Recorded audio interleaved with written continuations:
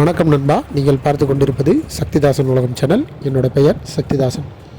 தளபதி விஜயோட கடைசி படம் ஜனநாயகம், அவருடைய போஸ்டர் நேற்று ரிலீஸ் பண்ணியிருந்தாங்க. பார்த்த உடனே இம்ப்ரெஷன் ஆகிற அளவுக்கு ஒரு சூப்பரான ஒரு போஸ்டராக இருந்துச்சு. அது கூடவே இன்னொரு போஸ்டர் ஒன்று போட்டிருந்தாங்க.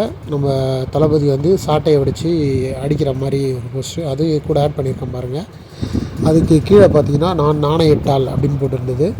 அதாவது நம்மளுடைய எம்ஜிஆருடைய பாடலை அதில் இடம் பெற்றிருந்தது. பொதுவாகவே பார்த்திங்க அப்படின்னா அவர் எம்ஜிஆருடைய ரசிகர், ஓகேவா. அவர் அரசியல் ரசிகர் அப்படின்றத தாண்டி எம்ஜிஆர் ரொம்ப பிடிக்கும், எம்ஜிஆரை ரொம்ப ஃபாலோ பண்ணக்கூடிய ஒரு தலைவர், ஓகேங்களா. அதனாலேயே என்னவோ தெரியல, அவருடைய அந்த வசனம் இந்த படத்தில் இடம் பிடிக்கிற மாதிரி ஒரு சின்னதாக ஒரு போஸ்டர் கொடுத்துருந்தாங்க.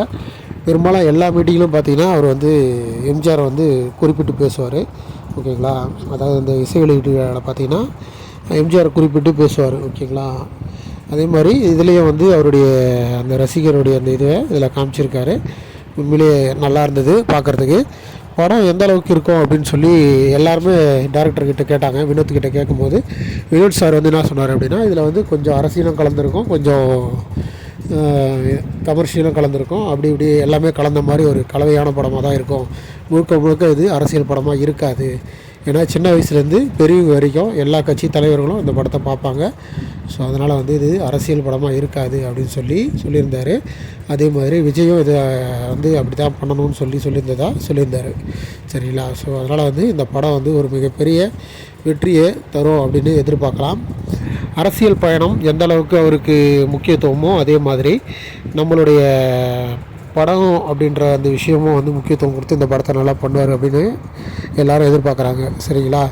அது மட்டும் இல்லாமல் இந்த படத்துக்கு அப்புறம் முழுக்க ஆல்ரெடி அவர் அரசியலில் இறங்கிட்டார். முழுக்க ஃபுல்லாகவே அவர் அரசியலில் தான் இருக்க போகிறாரு. ஸோ விஜயகாந்தை விட்ட மாதிரி நம்ம தளபதி விஜயும் விட்டுறக்கூடாது, சரிங்களா. அவர் போனதுக்கப்புறம் நம்ம புலம்பிட்டுருக்கோம் இல்லையா, விஜயகாந்த் போனதுக்கப்புறம். அதே மாதிரி தளபதி விஜயும் நம்ம விட்டுறக்கூடாது. அவருடைய அரசியலுக்கு நம்ம சப்போர்ட் பண்ணணும், ஓகேங்களா. நல்லா சப்போர்ட் பண்ணி நம்ம ஒரு நல்ல நிலைமைக்கு நம்ம மாறணும். நம்மளுடைய பிள்ளைகளுடைய படிப்பு, நம்மளுடைய எதிர்காலம், இளைஞர்களுடைய எதிர்காலம் எல்லாமே மாறணும் அப்படின்னா ஒரு புதிய மாற்றம் வந்தாகணும், ஓகேங்களா.